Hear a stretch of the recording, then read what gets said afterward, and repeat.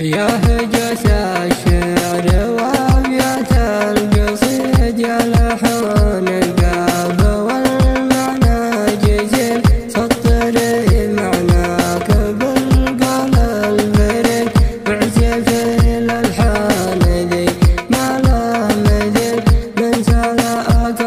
وثنيها وعيد من فخامتها من الوزن الثقيل من سلاك وثنيها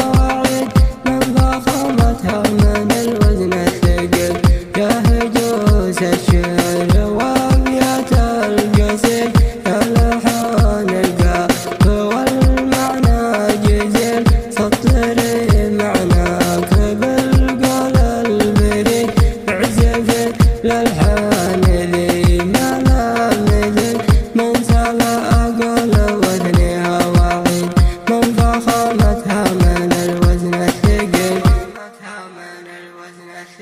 فخامتها من الوزن الثقيل